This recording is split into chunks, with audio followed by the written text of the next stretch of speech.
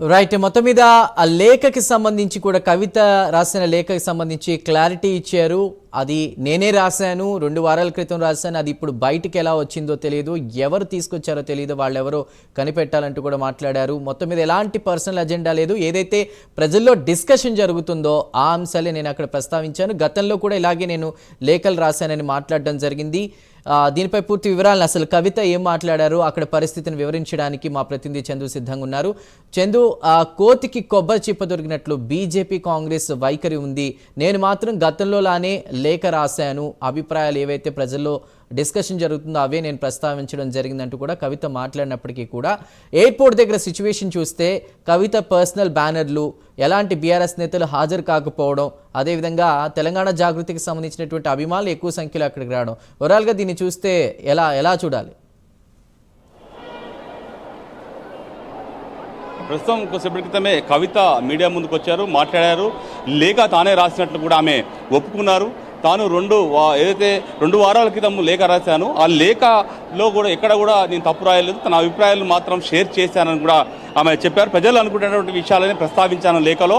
అయితే ఆ లేఖ ఎట్లా లీక్ అయింది, ఆ లేఖ లీక్ కావడానికి నాకు అనుమానాలు ఉన్నాయి, దీన్ని ఆ వెనుక కుట్ర జరుగుతోంది అనేటువంటి ఒక సంచలన కామెంట్స్ అయితే ఆమె చేశారు. అంటే పార్టీలోనే కుట్ర చేస్తున్నారు అనే విధంగా కవిత మాట్లాడారు.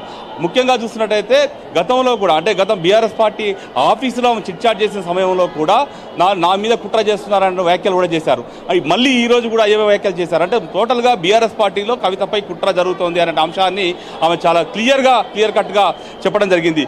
మరోవైపు కేసీఆర్ దేవుడు, కానీ కేసీఆర్ చుట్టూ దయ్యాలు ఉన్నాయి, పార్టీలో కోవట్లు ఉన్నారు అంటూ సంచలన కామెంట్ చేశారు. ఇంతవరకు బీఆర్ఎస్ పార్టీ చరిత్రలో ఎవరు కూడా ఇలాంటి కామెంట్స్ అయితే చేయలేదు. ఎందుకంటే పార్టీలో కేసీఆర్కు అంతా చాలా ముఖ్యమైన నేతలే ఉంటారు. ముఖ్యంగా చూసినట్టయితే గత ఉద్యమ కాలం నుంచి పనిచేసిన నేతలే ఆయన చుట్టూ ఉంటారు.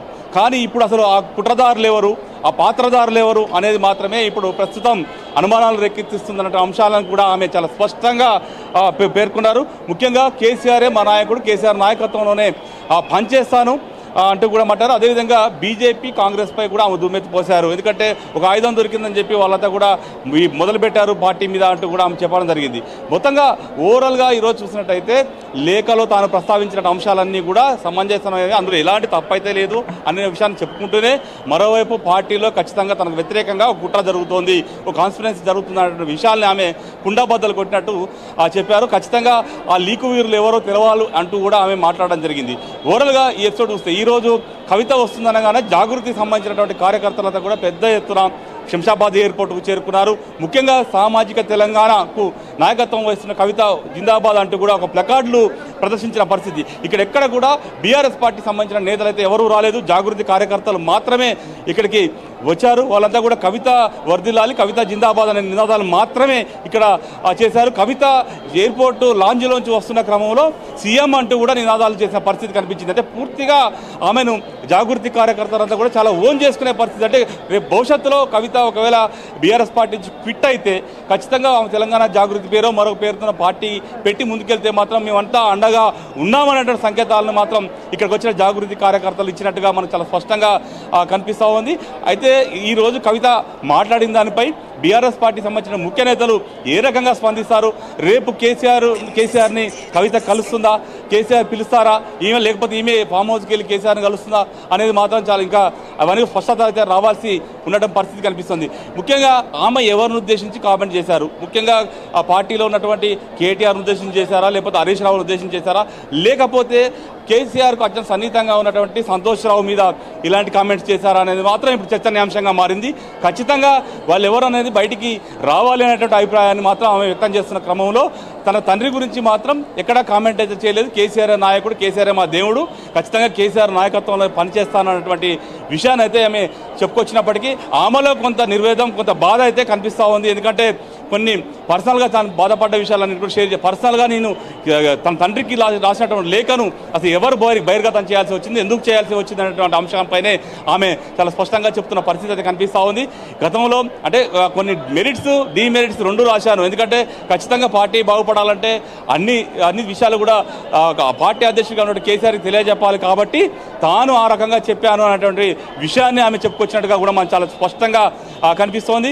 మొత్తంగా కవిత ఎపిసోడ్ నిన్న నిన్నటి నుంచి మాత్రం ఒక సంచలనంగా మారింది. బీఆర్ఎస్ వర్గాలన్నీ కూడా కవిత ఏం మాట్లాడతారు అనే ఆసక్తిగా ఎదురు చూసాయి. ముఖ్యంగా ప్రతిపక్ష పార్టీలు కూడా ఆసక్తిగా ఎదురు చూసిన పరిస్థితి అయితే మనకు చాలా స్పష్టంగా కనిపించింది. మరి రేపటి నుంచి కవిత అడుగులు ఏ రకంగా ఉంటాయి, ఆమె ఏం చేయబోతుంది అనేది మాత్రం చూడాల్సి ఉంది.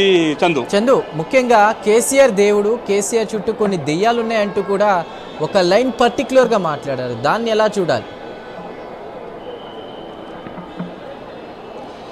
ప్రధానంగా చూసినట్టయితే కేసీఆర్ చుట్టూ దయాలు ఉన్నాయి, కోవట్లు ఉన్నారు అనేటువంటి సంచలన కామెంట్స్ అయితే కవిత అయితే చేశారు.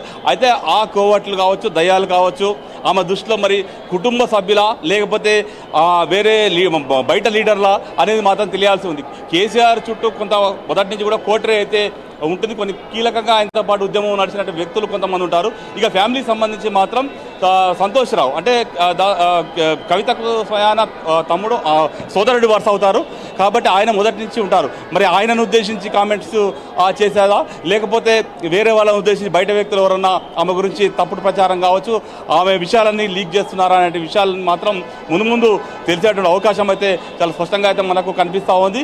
ముఖ్యంగా ఆమె మాట్లాడిన విధానం బట్టి అయితే ఖచ్చితంగా కేసీఆర్ చుట్టూ ఉన్నటువంటి ముఖ్యమైన నేతలే ఇది లీక్ చేసి ఉంటారనే అభిప్రాయం అయితే మనం చూస్తే ఆమె మాట్లాడిన దాన్ని బట్టి అర్థమవుతోంది.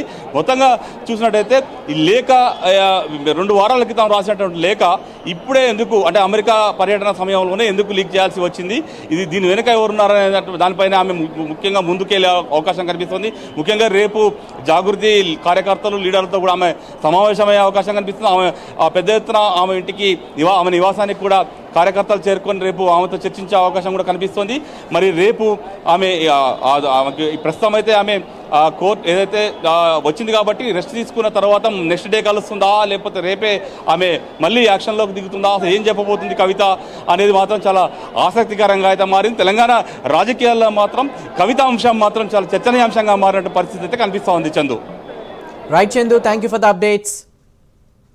మొత్తం మీద కేసీఆర్కు రాసిన లేఖపై ఎమ్మెల్సీ కవిత క్లారిటీ ఇచ్చారు. 2 వారాల కిందట కేసీఆర్కు లేఖ రాసిన మాట వాస్తవేనని కవిత అన్నారు. అయితే దానికి సంబంధించి ఆమె మిగతా కీలక విషయాలు కూడా మాట్లాడారు. అసలు ఆమె ఏం మాట్లాడారో దానిపై కూలంకషంగా వివరాలు అందించడానికి మా తెలంగాణ ఇన్పుట్ ఎడిటర్ రాజేందర్ సిద్ధంగా ఉన్నారు. రాజేందర్, ఎలాంటి ఎజెండా లేదు, కేసీఆర్ దేవుడే, కేసీఆర్ చుట్టూ కొన్ని దెయ్యాలున్నాయి, ప్రతిసారిలానే లేఖలు రాశాను, ప్రజల్లో జరుగుతున్న డిస్కషన్స్ ఏవైతే ఉన్నాయో వాటి గురించే లేఖలో ప్రస్తావించానంటూ కూడా కవిత మాట్లాడడం జరిగింది. లేఖకి సంబంధించి మీరేం మాట్లాడతారు?